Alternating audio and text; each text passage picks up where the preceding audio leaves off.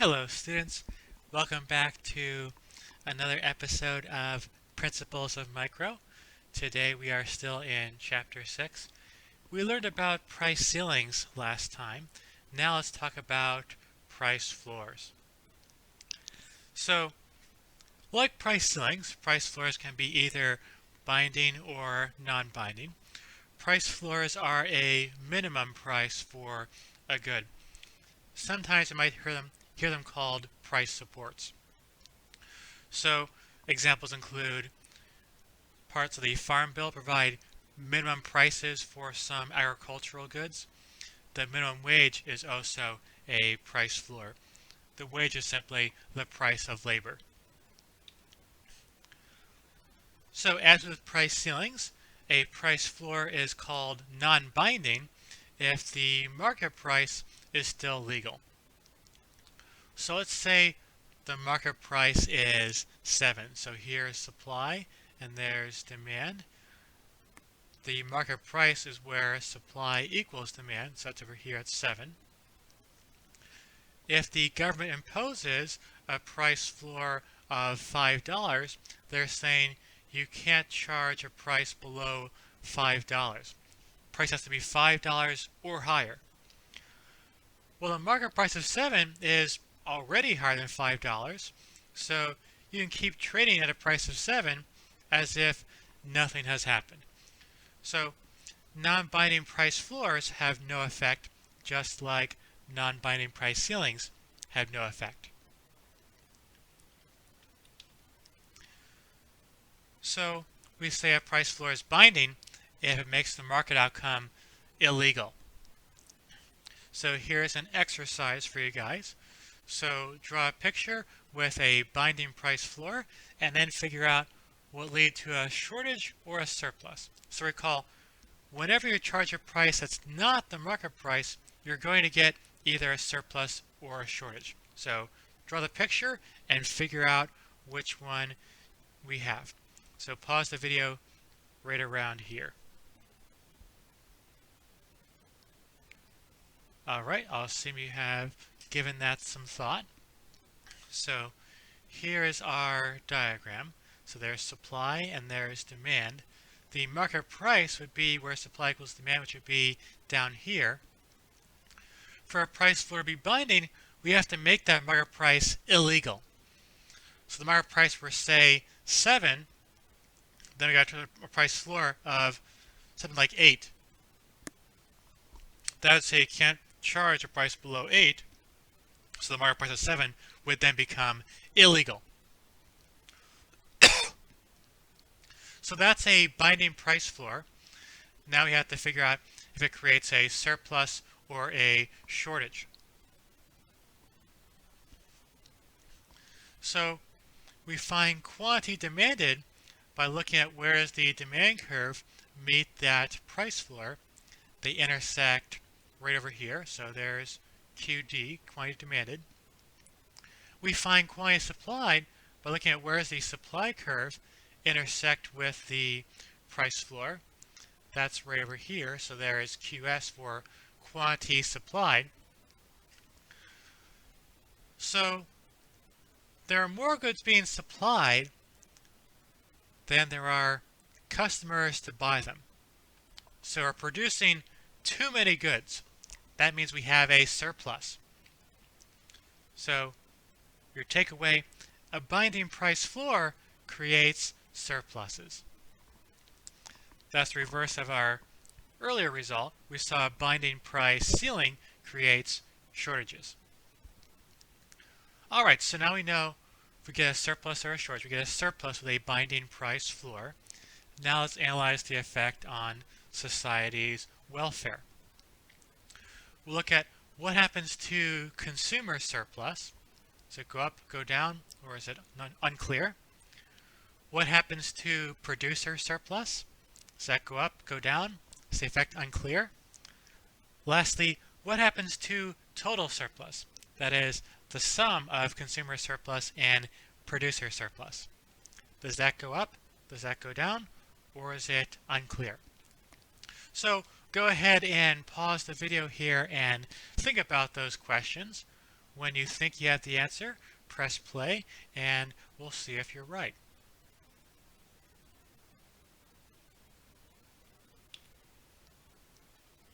Alright, so for the first question, we know that consumer surplus is definitely going to go down. So that's because they're first of all are buying fewer goods. We would have bought this quantity over here, the market quantity originally. So market quantity is where supply equals demand. So instead of buying that many goods, we're now just buying Q prime back here. That's because the price floor, its binding, makes the goods more expensive, and we're more reluctant to buy those more expensive goods. So we're buying fewer goods, and we're also paying a higher price for them.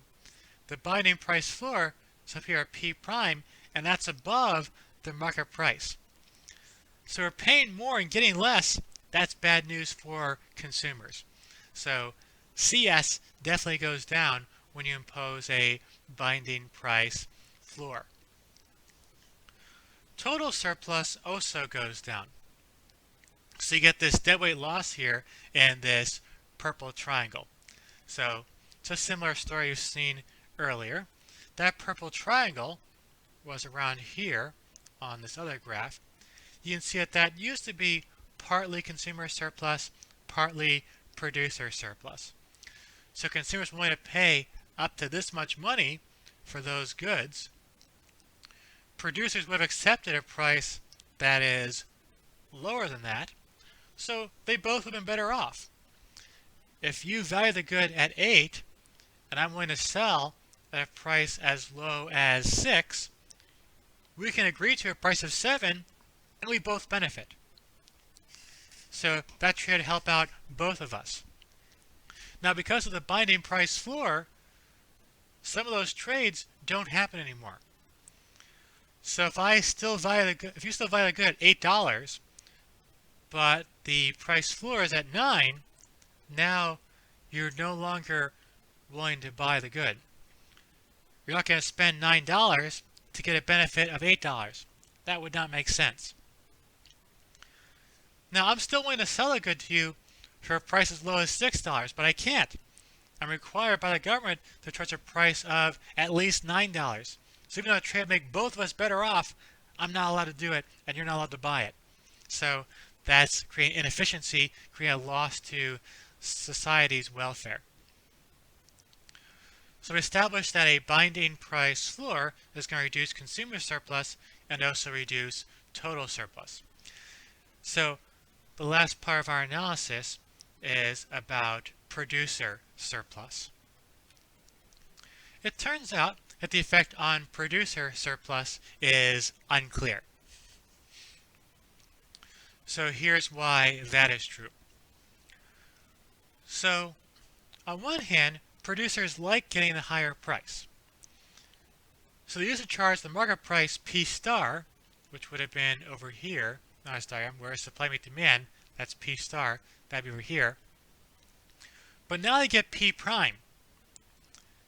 So they get more money every time they sell a good.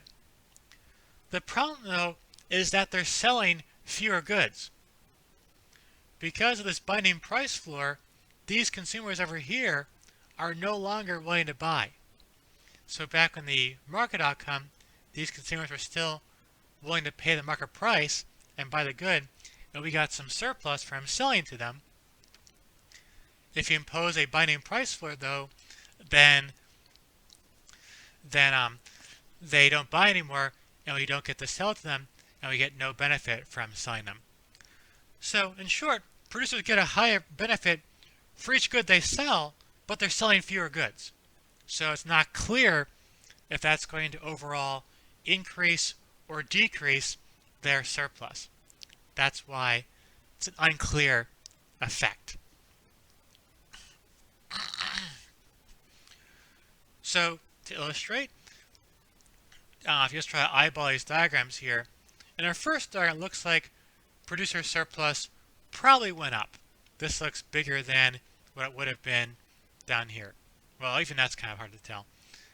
But you could definitely draw a case where producer surplus would increase with a suitably drawn price floor. It's very easy, though, to imagine a case where a binding price floor would actually eliminate producer surplus entirely. What if you have a price floor that's way up here? If the price floor is that high, then nobody's going to buy the good at all. And if no one buys, there are no transactions and no producer surplus. And this entire area would all be deadweight loss. So you can definitely reduce producer surplus by drawing a really high price floor. So one major example of price floors is the Farm Bill. So typically it's a 5-year program. It always sails through Congress on these huge bipartisan majorities and gets a lot of support from big agribusiness. It also gets a lot of opposition from economists, but nobody really listens to us. So the same bad policy goes through every 5 years. So we already saw that there are a number of problems with binding price floors. They create deadweight loss, they create inefficiency. Now there can be some ways in which the disaster of these price floors could be even worse than what I said earlier. So one issue is that we know that a binding price floor creates a surplus. There's more supply than demand. So what's going to happen to all these extra goods? You don't want to just throw those extra crops in the trash. That's not doing anyone any good. So what the government does is they promise to buy any extra crops. So they might set a price of maybe $3 for some crop, and they say, sell as much as you can at $3, and if you have any extra, we'll buy the rest. So now the government's stuck with all these extra crops. They got to do something with them. What they end up doing is they sell them at a discount somewhere else, and if you buy at a high price and sell at a low price, the government's losing money. So that creates a budget deficit. How do you deal with that? Well, we funded this program by taxes, and we know from Chapter 5 that taxes create inefficiencies in other markets. They create deadweight loss as well. So, to be clear, in Chapter 5, I stressed that we don't say that we're not saying you should never have taxes. Of course, there are some valid uses for taxes, and you do have to have them. However, it costs society more than $1 to produce $1 revenue. That means that you got to be really, really wise with that revenue. Use it very, very effectively to make it overall worthwhile.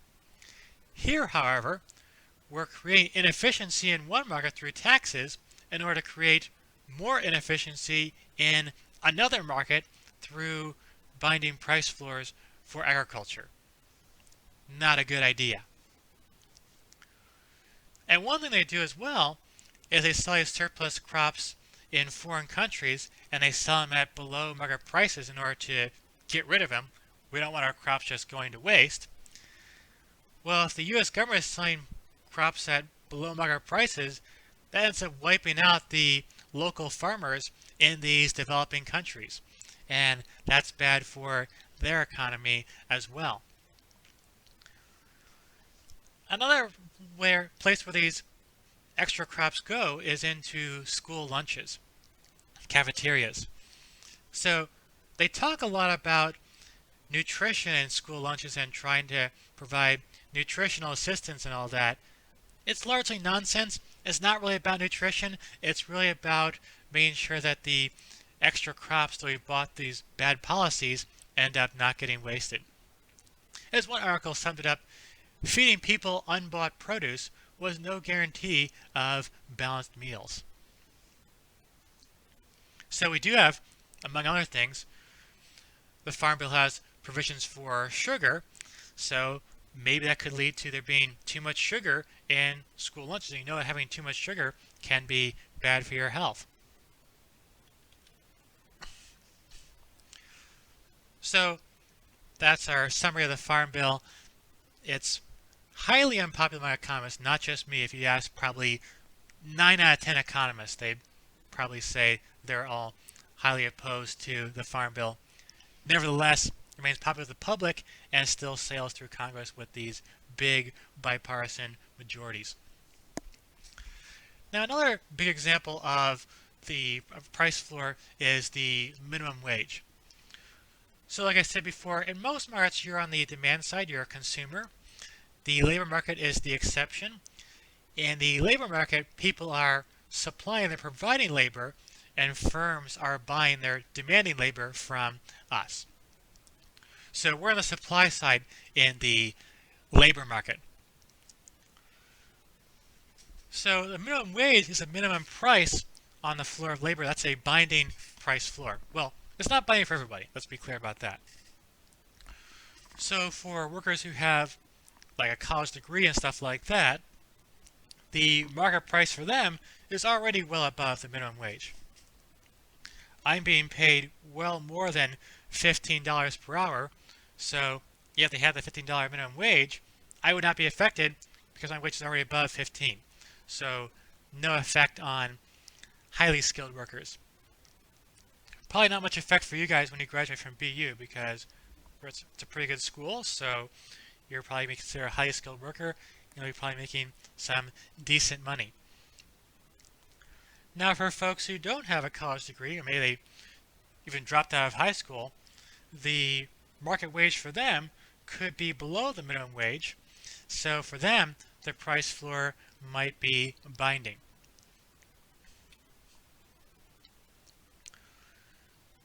So here's a couple of different labor markets. So for our college grad, we have a market wage of P star. That's the price of labor for us. And if you have a price floor down here, that price floor is non-binding. So if your wage is already $20 per hour, then say the minimum is 15, it's not going to affect you. You're already making more than 15. So no effect over here.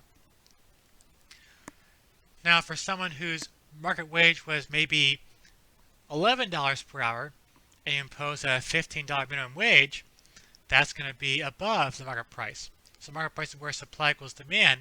That'd be over here at 11, and here putting a $15 minimum wage, which is above that, making the market wage illegal.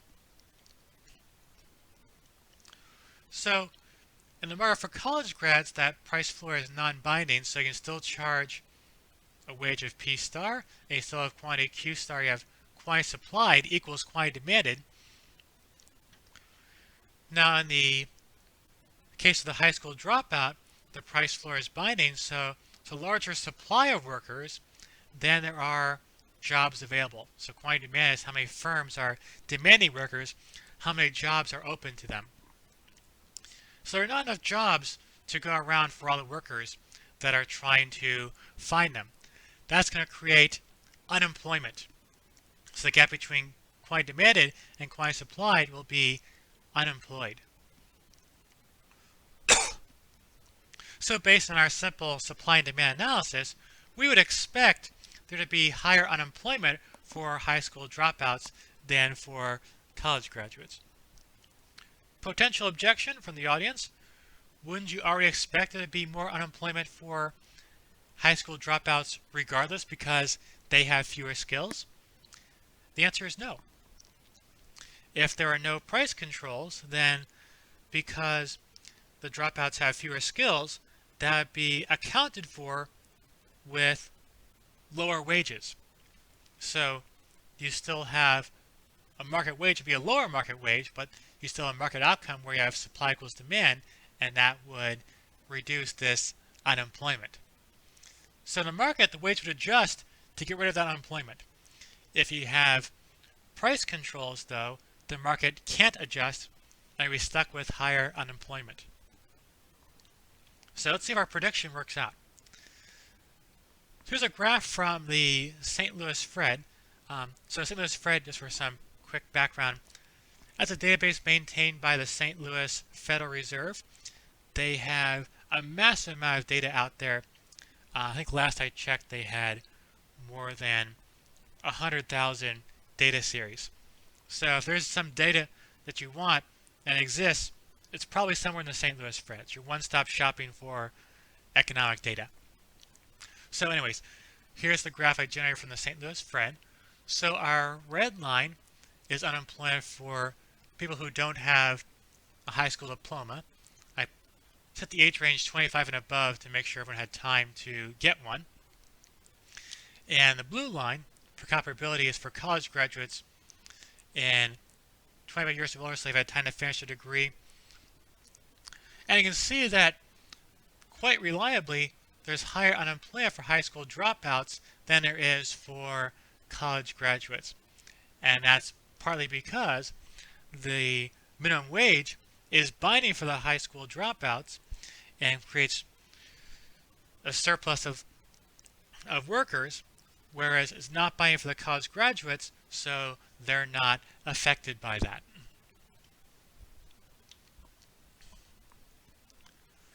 Now, there can be some ways to get around binding price floors. Just with price ceilings, there can be black markets that arise. Your book talks about an example of that.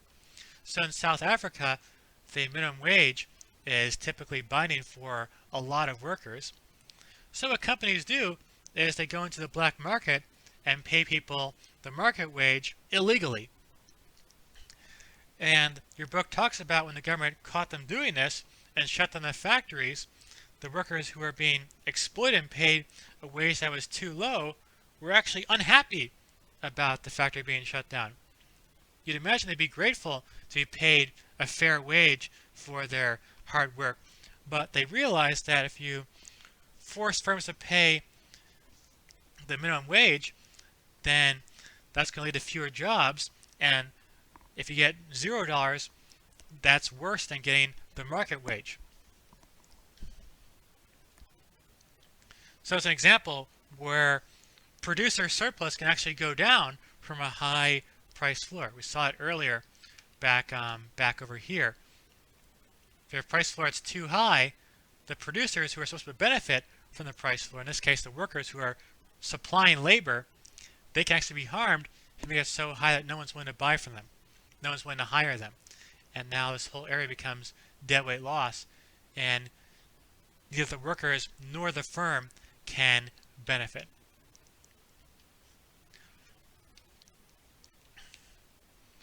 So the minimum wage is very popular with the public. Economists have more mixed feelings about it.